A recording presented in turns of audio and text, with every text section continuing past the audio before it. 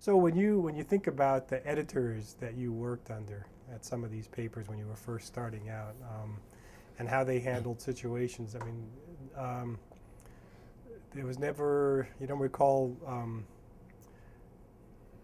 sort of attempts to sort of instruct you, like here's what you need to do to do this job right, or to be an upstanding reporter or anything like that, or situations that they themselves were dealing with where you were sitting on the sidelines watching how they handled some of these tricky situations? The only tricky situations I saw were when you had let's say, a strike in town.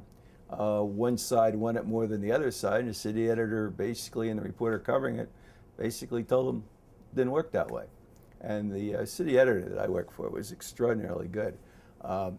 Bob McGiffert by name. He went on to be the faculty advisor to the Daily Lantern at Ohio State, and then he went to teach it at Montana.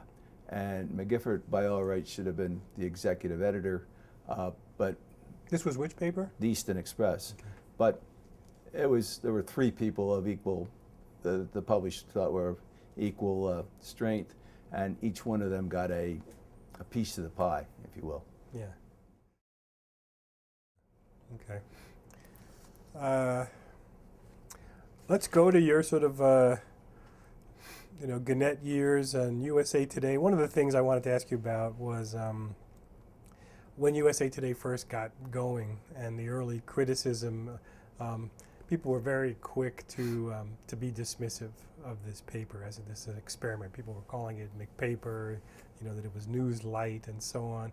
And so there's an ethics dimension to that, I think, which is that if you're trying to put out this, colorful, splashy-looking, easy-read paper because you think it'll sell, and then the concern was, but people are not going to be very well informed who have read this paper, and isn't that the principal mission of journalism, is to inform citizens?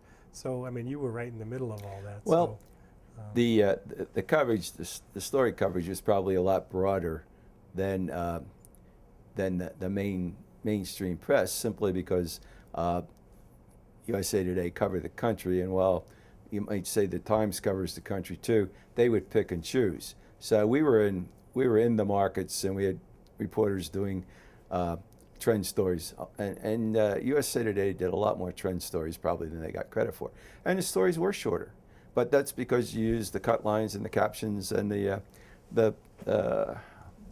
hot corner, which was down in the lower corner with information to give to the readers.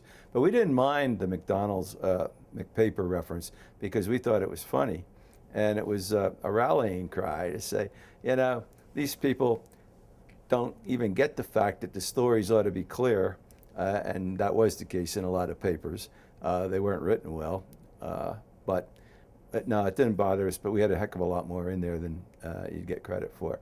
On the other hand, because it was a startup, you weren't going to get people coming from major market cities simply because it was a crapshoot.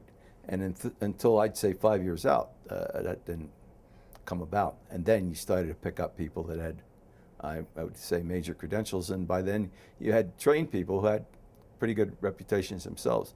Having said that, though, in the sports field, we broke stuff that nobody else got, and forced papers in a number of markets to really change the way they covered sports. And that did include the behind-the-scenes kinds of stuff on cultural issues.